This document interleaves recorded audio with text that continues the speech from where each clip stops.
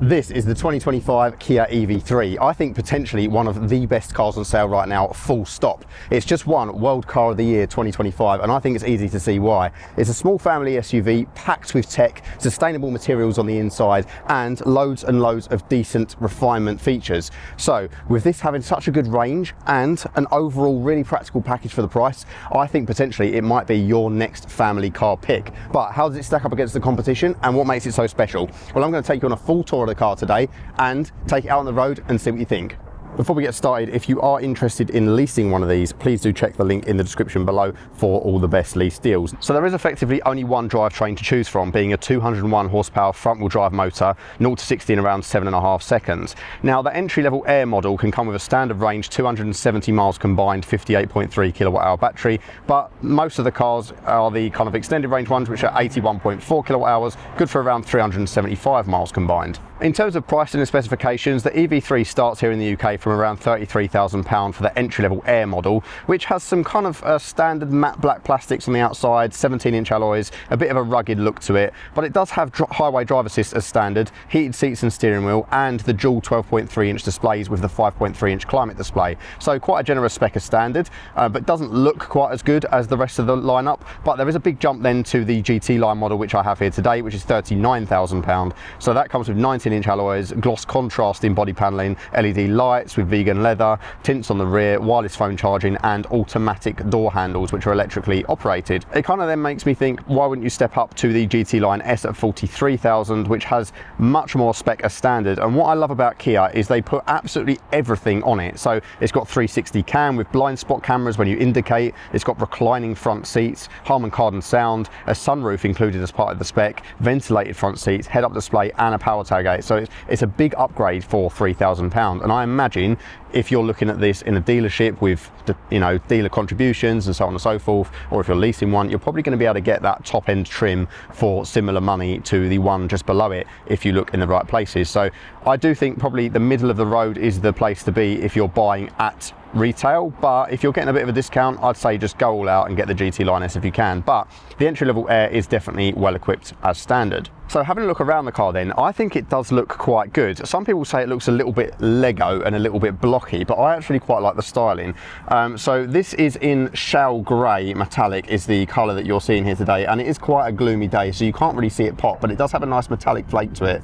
And there are some kind of more flat, rugged colours that you can choose from, but this is one of the premium paint options. But I do like on this model that you do have all of the gloss contrast panelling. You can see that all around the top and the bottom of the car, and I do think that these 19-inch alloys are quite cool as well. Although they are the standard ones, you can get optional ones that are slightly different if you're not too keen on the design of these ones, but I do think that they do look the part. As we come round to the back of the car, you can see again we've got a really interesting rear design. It's quite blocky, so that means that the interior space is quite practical. I really do like the quite angular design. I think it's really interesting, and these front running lights also change to your indicators. You've also got these kind of squares in there that are the main headlights, which is really cool. Nice aerodynamic looking front end, and you've got the radar at the bottom, which is integrated and out of the way.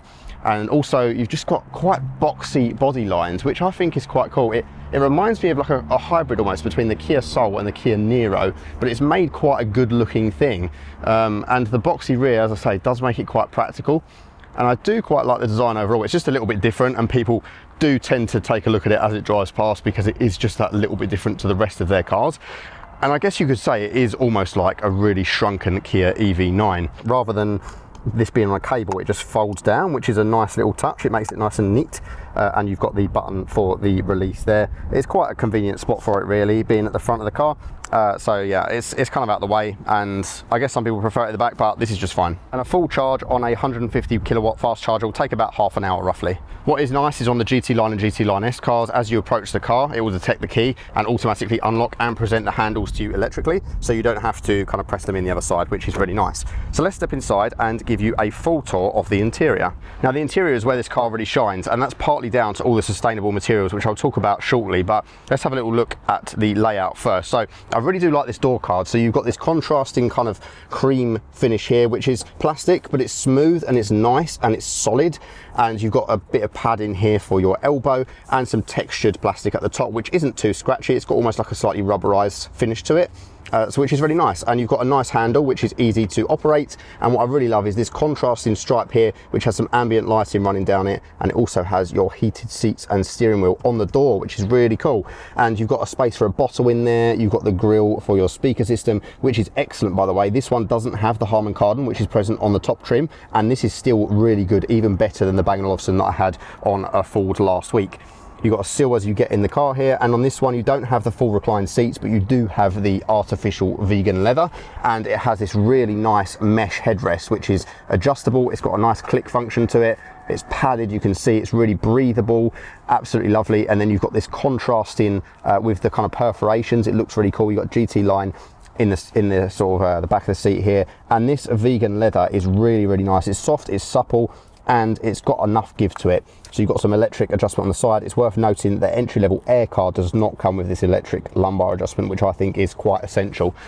So as we step in, you can also see the layout is quite open. You've got this kind of center console armrest here, and then you've got a nice big open area down towards the bottom.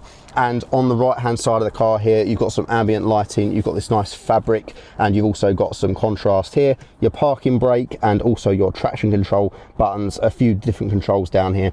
So let's hop in and I will show you a little bit more about what's going on. So what I'm going to do is I'm going to hit the start button down here just so the car comes to life and I can show you all of the functions.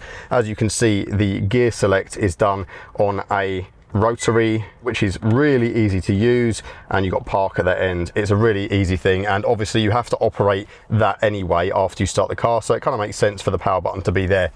So in terms of overall layout, it is really nice, and these materials are super lovely in here. I want to highlight some of the key elements that I really like. So the center console area here, this is kind of a bit of a weird armrest because it doesn't really do much, but it's padded, which is nice. And this kind of center area, you can extend this into like more of a surface, so you can have it right back here like this, or you can extend it right over where the cup holders are, and have more of a kind of almost a table. And it's got this kind of like kitchen granite surface to it. It's just a sort of recycled plastic, but it looks really nice. It's a nice contrast. And on here you do have some useful shortcut controls at your fingertips as well while I'm resting my arm, such as your hill descent control, your parking sensors, your parking camera shortcut, and the auto hold as well.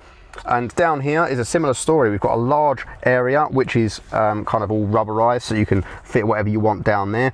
And you've got these cup holders which you can tuck away, so I can just tuck it away like that, and then you press the button and it will pop out.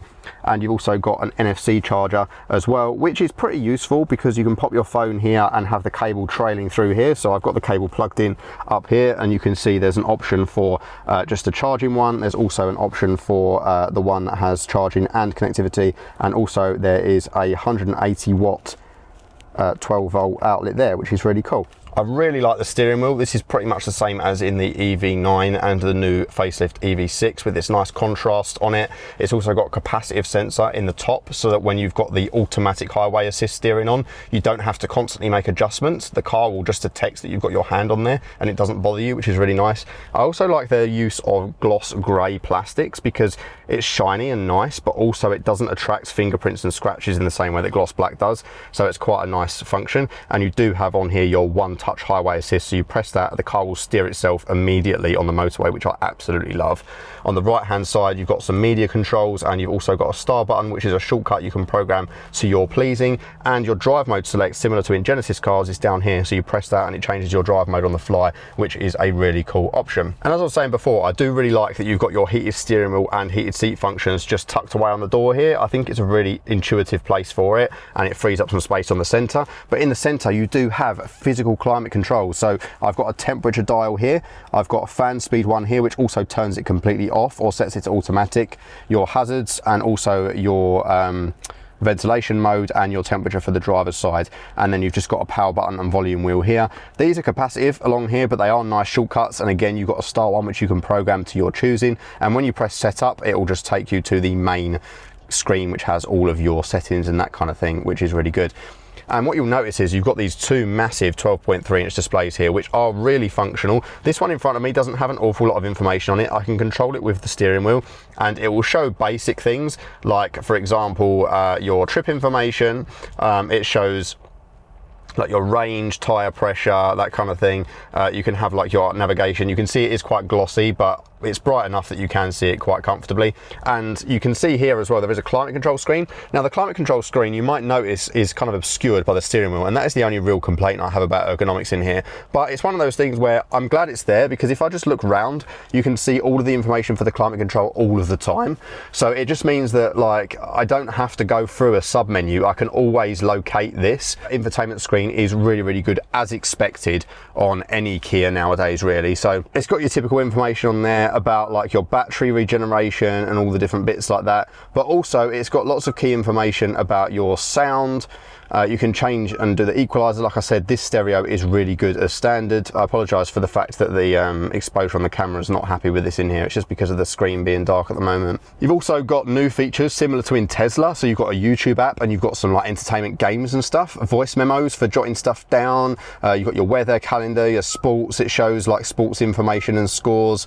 It's a really nice system. It will automatically enable recirc on the climate control when you go through a tunnel to reduce the fumes in the cabin and stuff like that. Overall, it is just really nice. And you can set this to like a lighter mode as well, but I've got it in the dark mode at the moment, and you just use Apple CarPlay anyway. So this is what it looks like with CarPlay enabled. You can see you get a nice full screen view there, and like I said, the climate controls are always still here anyway, which are blocked, but I can still toggle them with the switches down here, which is lovely. And yeah, overall I just really think it's a nice layout, and I like the ambient lighting along there, the textured dash. This kind of texture finish here on the dash is only in the GT Line and GT Line S. You don't get that in the Air, unfortunately, but I do just like this kind of rugged design and the way everything looks. I mean, just look at this, like, it's so nice and everything feels so premium for the class of car that it is. And overall, I'm really super impressed with it. But what's really interesting over here as well is on the dash there is a QR code. So if I go on my phone and I scan that QR code, it will take me to the Kia website, which actually shows lots of information about the material design and sustainability elements in this interior. So completely leather free is the goal, and it's showing all of the different materials that they're using in here, such as the PCM plastic and the bioplastics, the kind of vegan leather and the recycled fabrics, even stuff like the paint. They've got some kind of environmental elements too. So there's lots of information on here that talks about all of the different materials. So it says here that the leather they use is added biomaterials such as corn and eucalyptus to make, so it has similar feeling as real leather, highly durable, and can reduce carbon emission as well as toxic chemicals.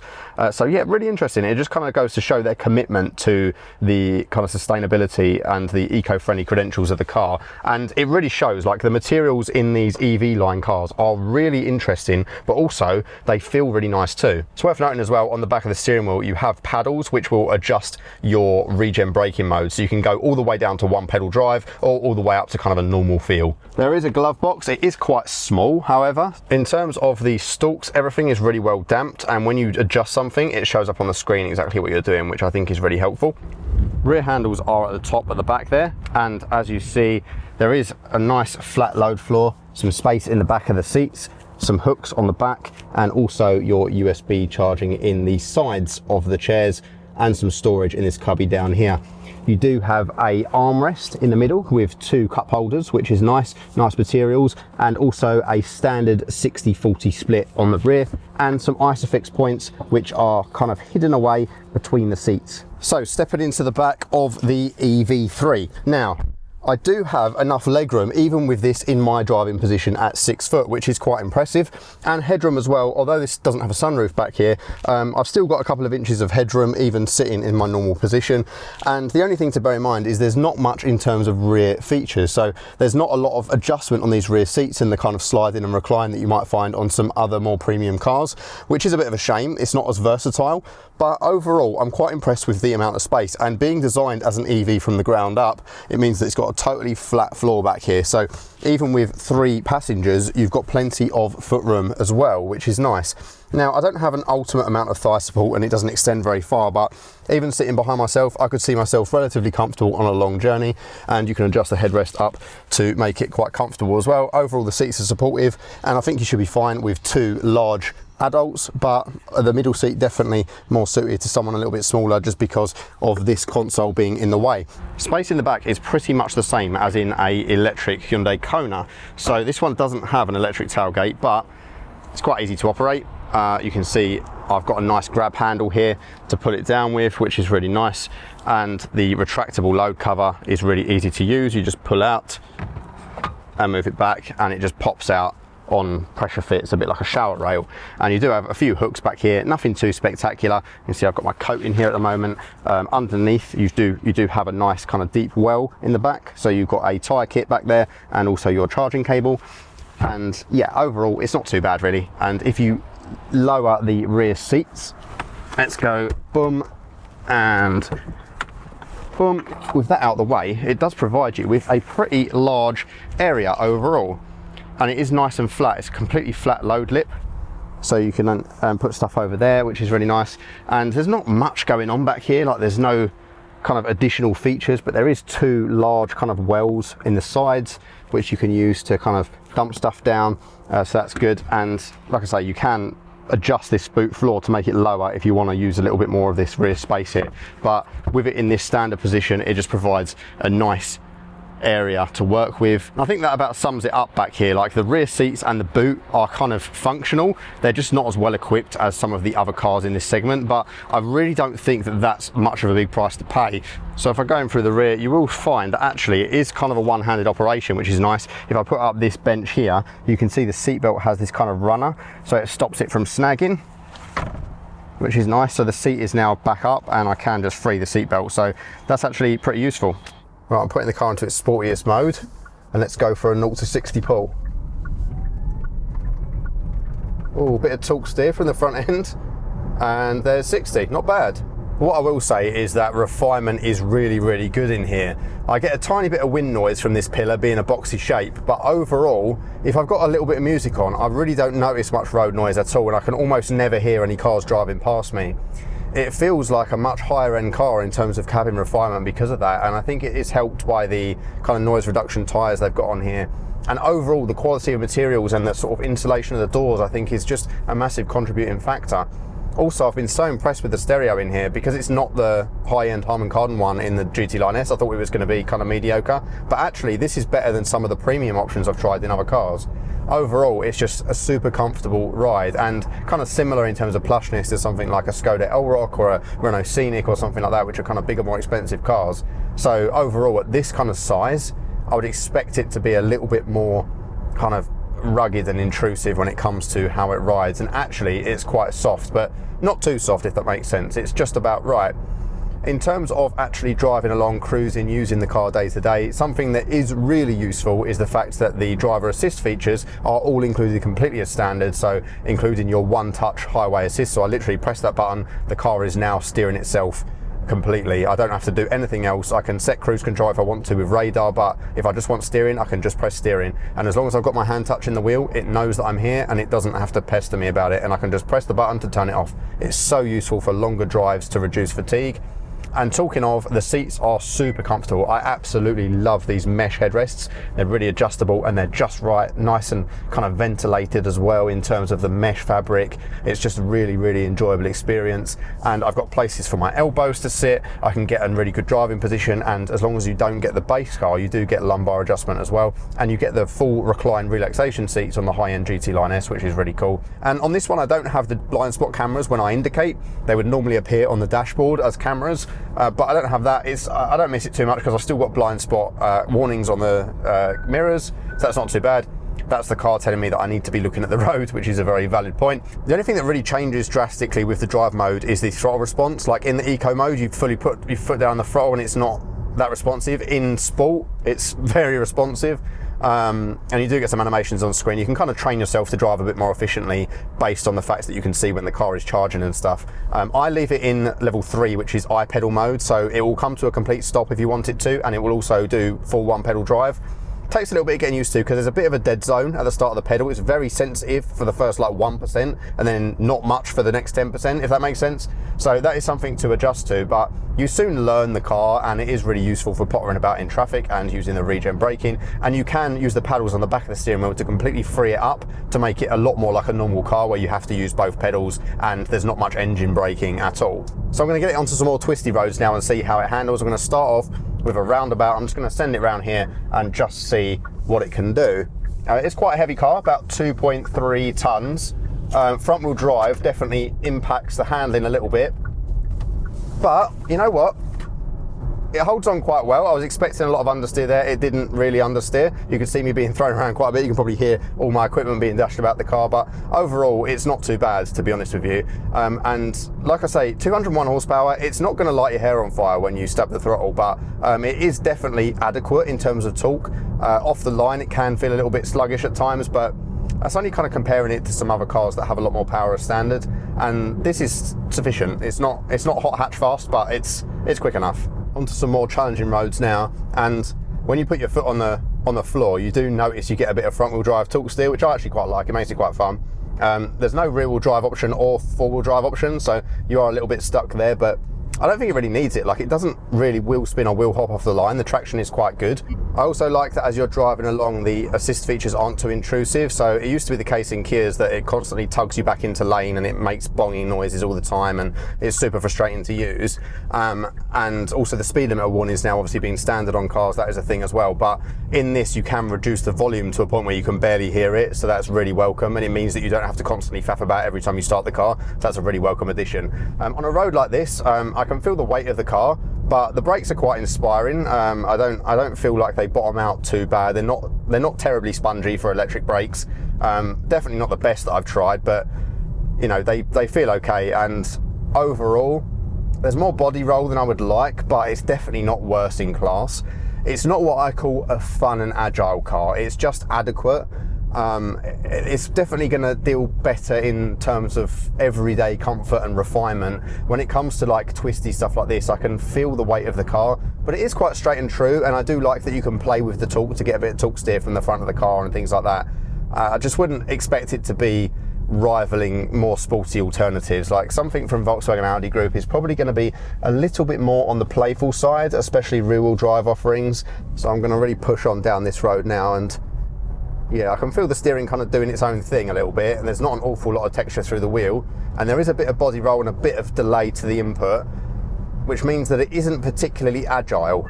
I think the EV6 definitely drives a lot better, and the Ioniq 6 as well. I think they're much kind of more dynamic cars in terms of their handling capability, whether that's just because of the chassis, the way they've got it set up. I mean, this does have multi-link rear suspension, but you know, you have to make sacrifices somewhere to make a comfortable and refined drive. And I think, to be honest, the majority of people who buy this aren't going to be B-road bashing all the time. So really, it's a small trade-off when you think about the overall package that you're getting here. You get absolutely tons of sustainable recycled materials in here. You've got all the vegan leather, you've got climate controls which are physical, you've got really good displays, you've got, you know, climate controls that stay on screen all the time, you've got the one-touch driving assist features. On the high-end model, you've even got things like sunroof included as standard, which is fantastic. You've got a good warranty, 7 years, 100,000 miles. You've also got such things on the higher end models as the blind spot cameras, which I've always praised on these cars. But what I do like is that Kia across the range include all of the screens, heated seats and steering wheel, and you know, all the driver assist stuff. That's all just standards no matter what option you buy, which I think is really good value when you consider that other bigger brands really charge extra for that stuff, even on their highest end models sometimes. So it's great that Kia are including that. I don't actually think there's anything better value out there in this segment at the moment. And that's a big accolade, and I think that's probably why this is winning so many awards, not only for its kind of design, sustainability, all that kind of thing, but also just for the fact that it is a really good car overall. I think if you're looking for kind of something a bit more versatile in the rear, then something larger like a Renault Scenic or a Skoda Elroq or something like that, but they're going to be a little bit better in terms of overall sort of versatility of the rear seats and the cargo area. But again, really small sacrifices to make. Like, I'm really having to nitpick here, you know, automotive journalist hat on, really be nitpicky to figure out what to say that's constructive or negative about this car. And it's taking quite a lot to come up with. So, you know, I think that says a lot, really.